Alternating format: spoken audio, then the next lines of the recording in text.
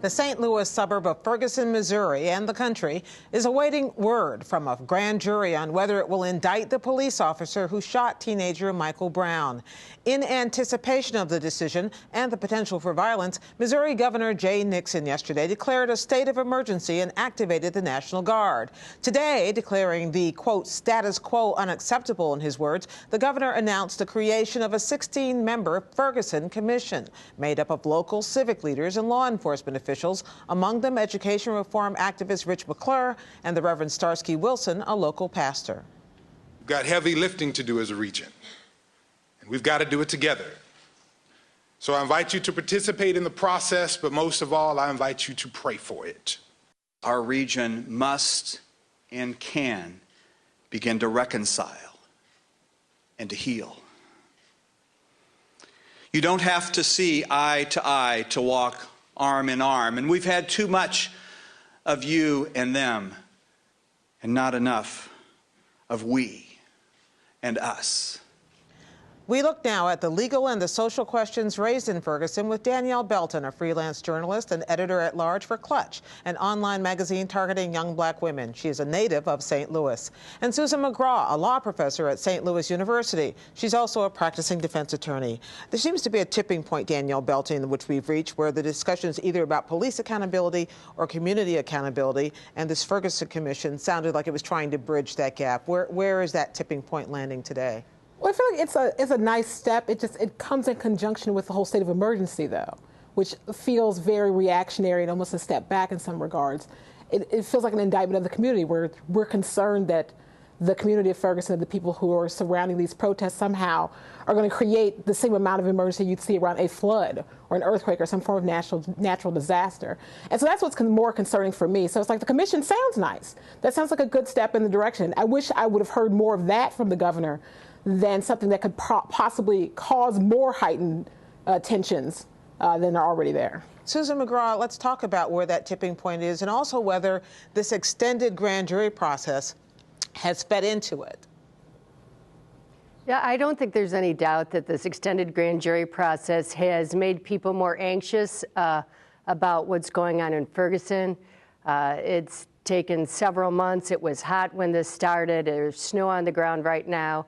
And the fact that this is a different grand jury process than the one that Prosecutor McCullough normally uses has really added to the sense of frustration. Well, explain it to those of us who pay attention intermittently to this story.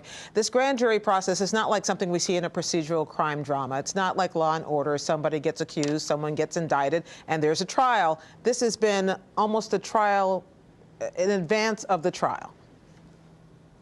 It really almost has been, with a couple of notable exceptions. You know, this is the only time this specific grand jury procedure has been used by Prosecutor McCullough, and it's different than the one we would normally see here in St. Louis. For example, Officer Wilson was not arrested before his case went to grand jury. That is something that normally happens in the course of someone's involvement in the criminal justice system, and I think that's really heightened people's sense of frustration. Additionally, the jury is going to see all the evidence. Normally, in a grand jury, the prosecutor will only show one side or the state side of the evidence. In this case, the grand jury is going to hear all of the evidence. Danielle Belton, there was also, in addition to the state of emergency that the governor declared, an FBI warning that went out nationally about this. Is there some legitimate concern that as activists come from around the country and fly into Ferguson, to St. Louis, and go to Ferguson preparing to protest or protest in cities around the country, that there is reason to be concerned? I can see that there might be a few bad actors. There might be a few people who want to take advantage of this situation in order to get out their own animus they have towards law enforcement and power structures within our society. But the vast majority of protesters and activists who've come together around Ferguson have come together around it peacefully. They've organized peacefully. They've helped young people who, this is their first introduction to organization in many cases here in St. Louis, who've never been involved in any political activism or movement. And they've helped guide them and nurture them to get them to this positive place where they are right now. But it takes just a couple of knuckleheads to throw all of that into a shadow. Well, I mean, it took a couple of knuckleheads in Keene to cause, college students to riot that messed up their town. So it's one of those things where We're a bunch of New Hampshire, you're talking about. Yeah. Yes. So but you don't necessarily declare a state of emergency over rioting college students.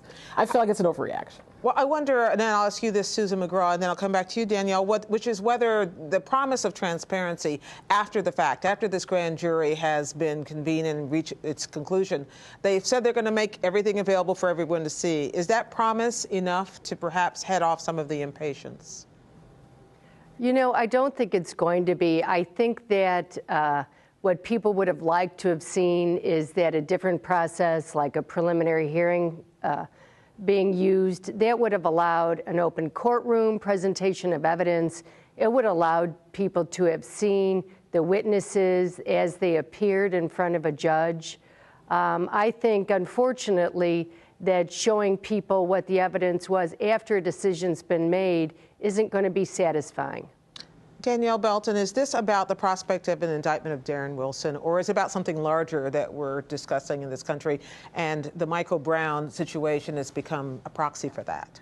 I feel like it's about something larger. I mean, Michael Brown isn't the first young black man to get shot in St. Louis in the back. He's not the first young black man in America to get shot by police in the back. So this is really a larger referendum on how people have already been upset about these issues, already feel like there's a lack of transparency in our society when it comes to police accountability. And they've used this as a way to catapult that issue to the forefront. But there are lessons that have been learned. This, as we pointed out, it's been 101 days since this happened. This has played out in a lot of different directions. Have there been lessons that you have learned or you have seen people take from this process? I think what I've learned that people aren't as cynical as I thought they were. Like, I can be pretty cynical. I grew up in St. Louis, Missouri. And as I said, Michael Brown's not the first young black man to get shot by police in St. Louis who was unarmed.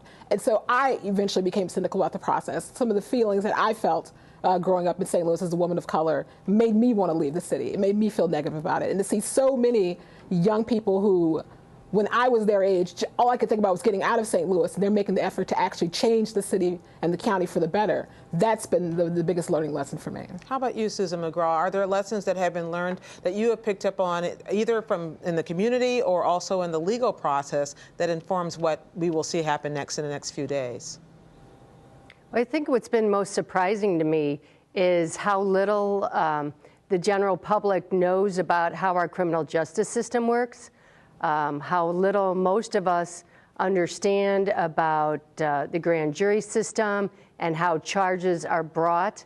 But I've been really encouraged by the amount of young leaders that I've met in this movement, by people's passion for finding justice in the criminal justice system, by their willingness to learn and their willingness to become involved in what could be some really powerful systemic change. Well, we'll be watching, obviously, very closely in the next several days to see what kind of change we actually see. Susan McGraugh, Danielle Belton, thank you both very much. Thank you. Thank you.